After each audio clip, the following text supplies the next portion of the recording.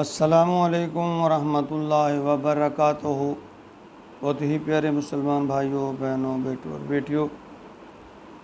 میں غلام مصطفیٰ ہوں اور آپ دیکھ رہے ہیں میرا چینل پیام اسلام، اس پہ اللہ اور اللہ کے رسول کا پیغام میں آپ تک پہنچانے کی کوشش کرتا ہوں۔ اللہ رب العالمین سے دست بستہ ملتمس ہوں کہ اللہ رب العالمین مجھے اچھے طریقے سے اس کو بیان کرنے کی توفیق عطا فرمائے، اور پھر ہمیں سب کو مل کر اس قرآن پر عمل کی توفیق عطا فرمائے۔ تو درس قرآن کے سلسلہ میں آج کا ہمارا سبق سورۃ الانعام آیت نمبر 114 اور 115 پر مشتمل ہے۔ اعوذ باللہ من الشیطان الرجیم، بسم اللہ الرحمن الرحیم۔ افغیر اللہ ابتغی حکما وہو الذی انزل الیکم الکتاب مفصلا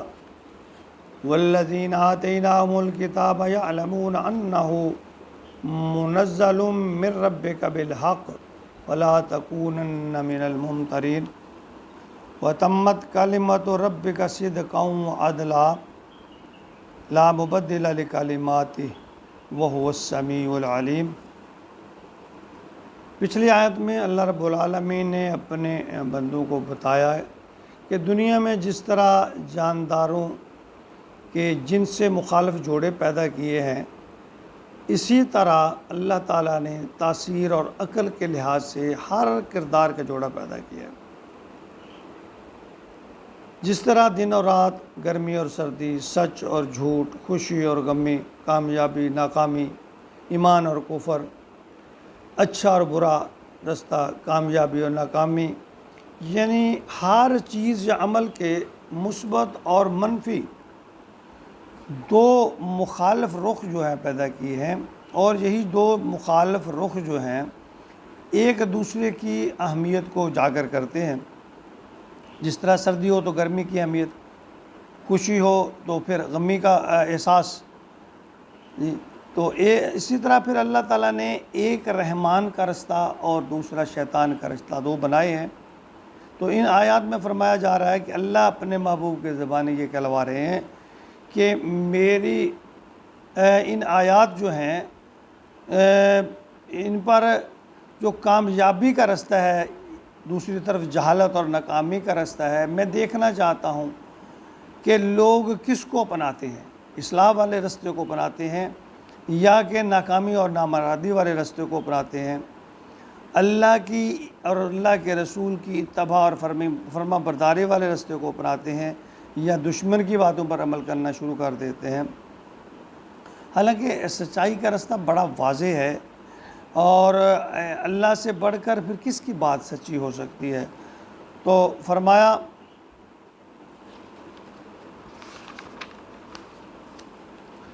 آفا غیر اللہ ابتغی حکما، کیا میں اللہ کے سوا کوئی اور حکم ڈھونڈوں؟ یعنی انہیں بتائیں کہ اب میری کیا مجال ہے کہ میں اللہ کے حکم کے بغیر کہیں اور چلوں؟ دیکھیے، نبی تو اللہ کے حکم سے ہی بولتا ہے،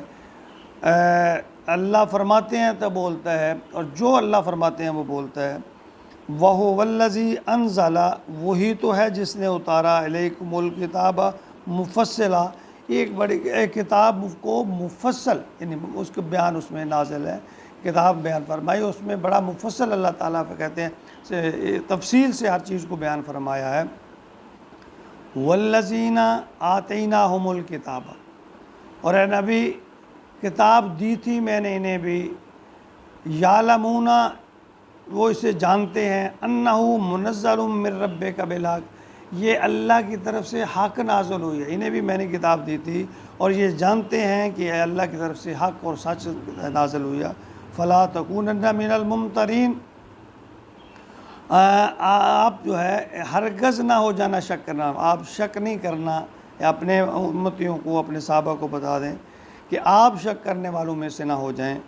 وَتَمَّتْ كَلِمَةُ رَبِّكَ صِدْقًا وَعَدْلًا، اور آپ کے رب کی بات تو سچائی اور عدل پر مبنی ہے، اور اس اعتبار سے تو اللہ درجہ کمال تک ہے، یعنی آپ کی سچائی اور عدل جو ہے اس میں رتی بھر بھی کہیں بھی کوئی جھول شک یا کمی نہیں ہے، وہ درجہ کمال تک ہے۔ لا مبدل لکلماتی، اس باتوں کو بدلنے والا نہیں، اس کی باتوں کو کوئی بدلنے والا نہیں ہے۔ وہ السمیع العلیم، وہ سب کچھ سننے والا بھی ہے اور جاننے والا بھی ہے۔ ہمارے لیے یہ سبق ہے کہ ہم شیطانی رستوں سے بچیں اور رحمان کے رستوں پر چلیں، اپنے نفس کی غلامی کی بجائے پیارے محبوب صلی اللہ علیہ وآلہ وسلم کے فرامین کی غلامی میں آ جائیں، اپنے ذاتی نظریات پر شریعت کو ترجیح نہ دیں، اپنی سوچ اور طرز عمل کو اسلامی بنائیں، اور اس عمل کے لیے راہ ہدایت کے طور پر اللہ اپنی کتاب میں جو نازل فرمائی اللہ تعالیٰ نے، اور اس طرح کتابیں اللہ تعالیٰ نے فرماتے ہیں کہ میں نے دوسرے امتوں کو بھی نازل فرمائی تھی جن میں رہنمائی اور ہدایت تھی، اور اسی طرح قرآن مجید کے جو احکامات ہیں وہ بھی سچائی اور عدل کے آخری درجہ تک پائے جاتے ہیں۔ جس طرح اللہ کی ذات خیر و برکت اور بڑائی و کبریائی کے لحاظ سے یکتا اور تنہا ہے، بعینی اس طرح ذکر و اذکار میں تلاوت قرآن مجید کا مقام ہے، یعنی سب سے بہتر جو ذکر ہے وہ قرآن مجید ہے۔ دنیا اور آخرت کے مسائل اور مصائب کا اس میں مداوع ہے، اور اس سے منہ موڑنا ناکامیوں اور پریشانیوں کو دعوت دینے کے برابر ہے۔ صحیح مسلم میں فرمایا کہ ان اللہ یرفع بہذا الکتاب اقوام و یضع بہ آخرین، بے شک اللہ تعالیٰ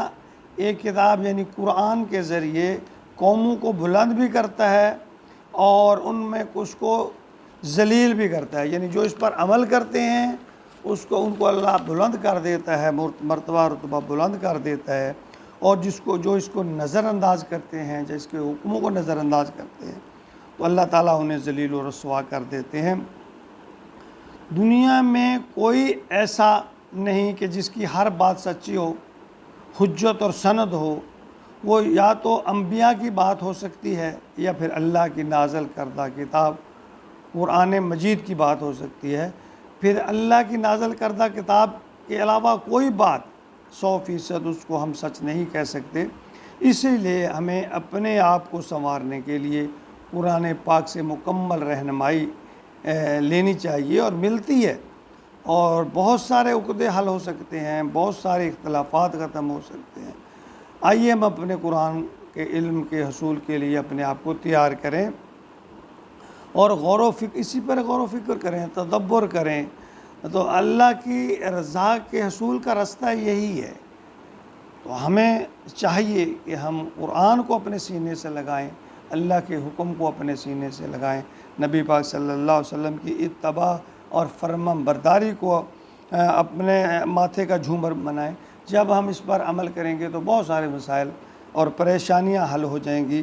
اور یہی اللہ نے نبیوں کو جو